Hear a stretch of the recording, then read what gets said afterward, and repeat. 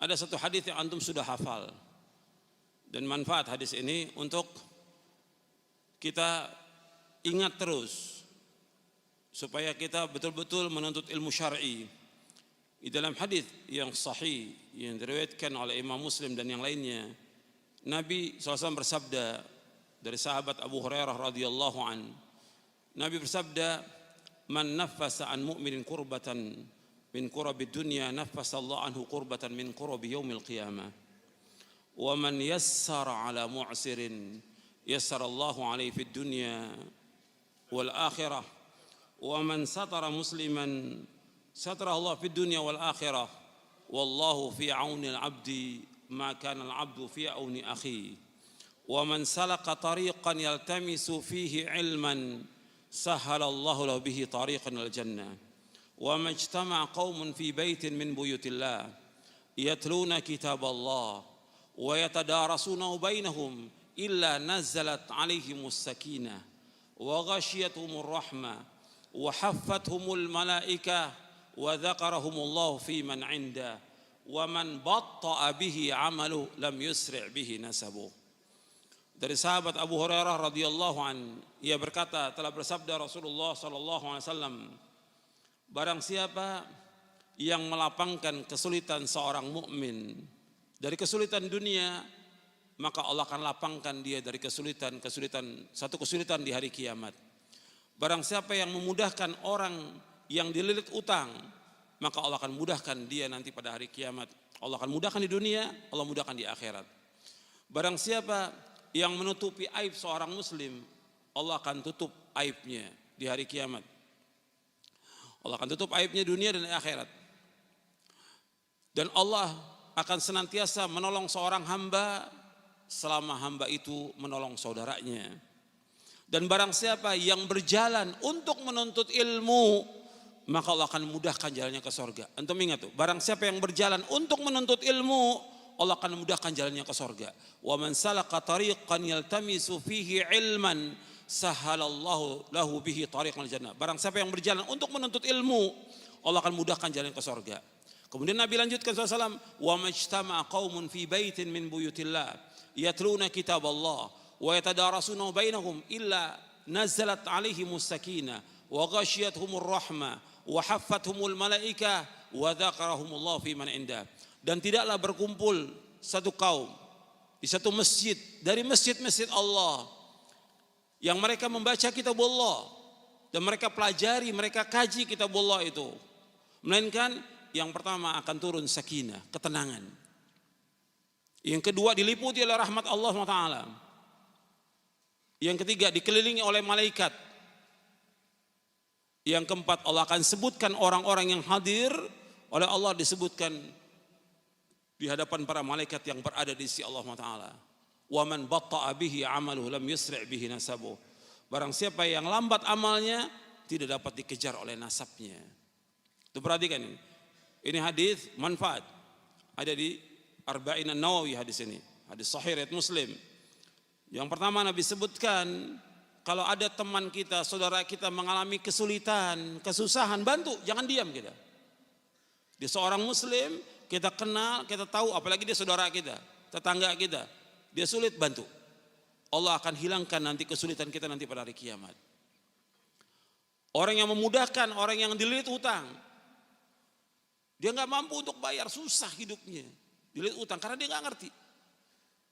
Dia berutang orang miskin, kita bantu untuk bisa membayarkan hutangnya.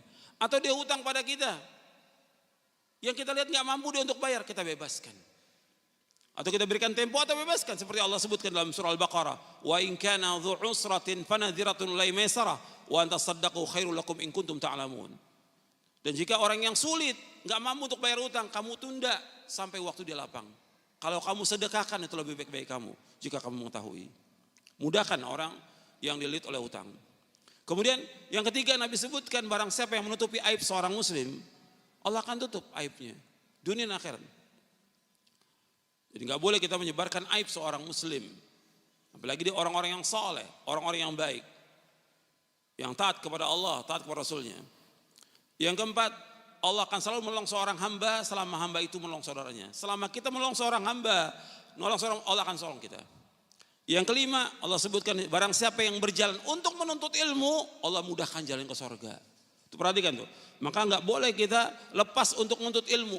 Sampai kapan menuntut ilmu? Sampai wafat. Terus kita harus semangat untuk menuntut ilmu syar'i sampai kita diwafatkan oleh Allah. Belajar Quran dan Sunnah menurut pemahaman salafus soleh. Wajib gitu loh. Yang pokok yang pertama kita kaji tentang akidah.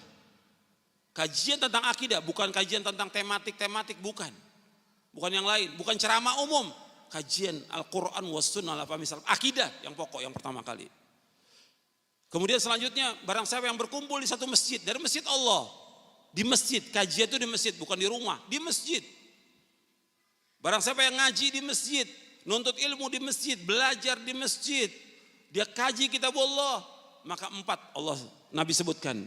Yang pertama apa? Turun sakinah, ketenangan. Beda dengan di rumah, beda di tempat lain. Di masjid turun sakinah, ketenangan. Kalau kita belajar Quran dan Sunnah. Yang kedua, diliputi rahmat Allah yang sangat luas. Dan kita selalu mengharapkan rahmat Allah. Yang ketiga, dikelilingi oleh malaikat. Kalau kita nuntut ilmu, malaikat itu mengepakkan sayapnya. Semua malaikat bersayap. Semua malaikat bersayap. Dia kepakkan sayapnya karena apa? Menghormati orang-orang yang nuntut ilmu. Nabi bersabda SAW, innal malaikata la tada'u ajnihataha li talibil ilmi ridhan bima yasna'. Sesungguhnya malaikat mengepakkan sayapnya kepada orang-orang yang menuntut ilmu, ridho dengan apa yang mereka kerjakan. Ridho dengan orang menuntut ilmu. Maka antum sungguh-sungguh menuntut ilmu, jangan malas. Rajin dan perhatikan, ikhlas karena Allah, catat apa yang disampaikan. Kemudian yang keempat disebutkan lagi bahwa orang yang menuntut ilmu itu, yang belajar Quran dan Sunnah, itu Allah akan sebutkan nanti di antara para malaikat yang berada di sisi Allah. Kemudian terakhirnya di hadis ini, waman batta'a bihi 'amaluhum lam yusri' bihi nasabuh. Barang siapa yang lambat amalnya tidak dapat dikejar oleh nasabnya. Karena yang dipentingkan dalam Islam ini amal, ilmu dan amal, bukan nasab. Meskipun dia mengatakan keturunan ningrat, keturunan nabi, keturunan rasul, orang yang mulia, tetap di hari kiamat Allah akan nilai bukan nasabnya, yang Allah nilai apanya? Amalnya. Likullin darajatum mimma amilu. Semuanya akan diberikan derajat tergantung dari apa yang mereka amalkan. Bukan nasabnya, bukan. Amal. Yang dipentingkan dalam Islam ilmu dan amal. Ikhwani fiddin, azakumullah. Ini sebagai muqaddimah yang penting supaya kita terus semangat untuk menuntut ilmu dan mengkaji Al-Quran dan Sunnah ala fahmi salaf di masjid-masjid Allah. Di mana ada masjid, cari masjid untuk mengkaji Al-Quran wa Sunnah ala fahmi salaf. Kaji. Sebab ini tempat yang barokah.